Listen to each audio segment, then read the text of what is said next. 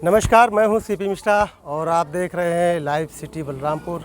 बलरामपुर में सभी दर्शकों का स्वागत है। जैसे कि आप जानते हैं कि बलरामपुर ज़िले से कम 20 से 25 किलोमीटर की दूरी पर आबर में स्थापित है वृद्धा आश्रम, जहां पर बुज़ुर्ग महिलाओं व बुज़ुर्ग पिता के समान बुज़ुर्गों का देखभाल किया जा रहा है।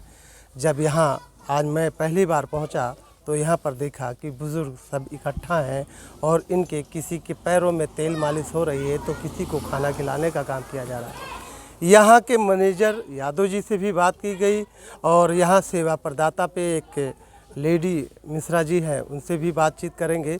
लेकिन आपको अंदर की जो हकीकत है, जो यहाँ बेड देखी गई, यहाँ लोगों की व्यवस्था देखी गई, इस ठंडी का मौसम शुरू हुआ कि गीज़र यहाँ चालू हो गया।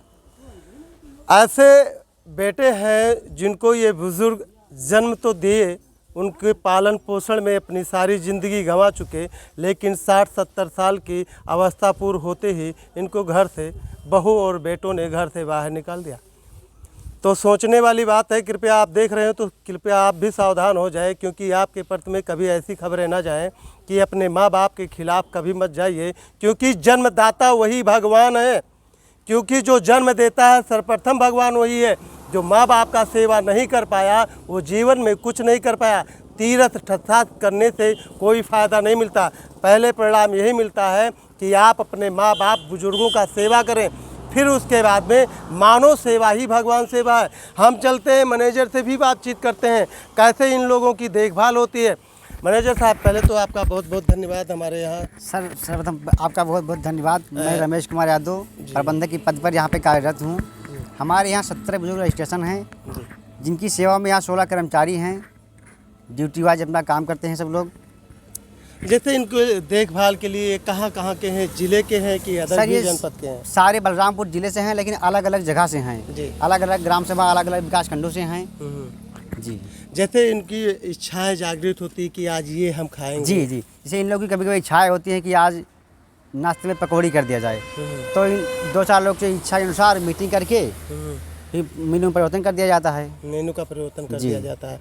मतलब इनकी जैसे तबीयत बिगड़ जाती है तो फिर क्या करते हैं? सर, इनके पहले हम लोग यहाँ पे दवा मौके मौजूद रहती है हमारे यहाँ दवाइयाँ, उससे दिया जाता है। अगर नहीं होता है उसे कंट्रोल, तो हम लोग अपने निजी साधन से इनको अस्पताल लेके जाते हैं और 108 की भाई सहायता लेते हैं। महीने में 2 बार मेडिकल टीम आती है, 15 दिन पे आती है 15 दिन जी। तो जैसे कि आप जानते हैं बुजुर्गों की सेवा में ये लगी। मैनेजर साहब कह रहे हैं कि इनकी जब तबीयत बिगड़ती है तो मैं पहले मेडिकल की सहायता लेता हूं और हमारे पास में जो प्री मेडिकल है उसका मैं देखभाल करने के बावजूद इनको हॉस्पिटल पहुंचाता हूँ। चलते हैं, महिलाओं की देखभाल कर रही हैं, एक इन्हीं से जानते हैं। क्या नाम है आपका?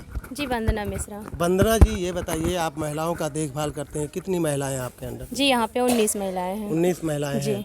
कैसे देखभाल करती हैं? जी, जैसे इनको जो लोग हैं खाने पीने लायक, जाने लायक, उनको जाके खिलाया पिलाया जाता है। जो नहीं है उनको लाके खिलाया पिलाया जाता है।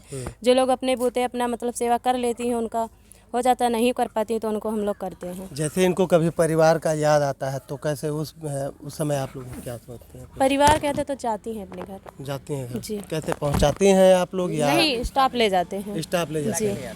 और मतलब वहाँ छोड़ के आते हैं या फिर वापस? नहीं, जैसे जाती हैं तो 2-3 दिन रहती हैं, उसके बाद फिर जाते हैं, ले आते हैं। अच्छा, जाके लाना पड़ता है जी। तो जैसे कि आप जान सकते हैं कि ये वृद्धा आश्रम में कम से कम अभी सैकड़ों नहीं पूरे हुए हैं, 70 के आसपास में यहाँ बुजुर्ग महिलाएं और बुजुर्ग हैं जिनका देखभाल यही लोग कर रहे हैं। इनको बताऊं कि मनोरंजन के लिए शाम को आरती के बाद में भजन कीर्तन का भी प्रोग्राम किया जाता है।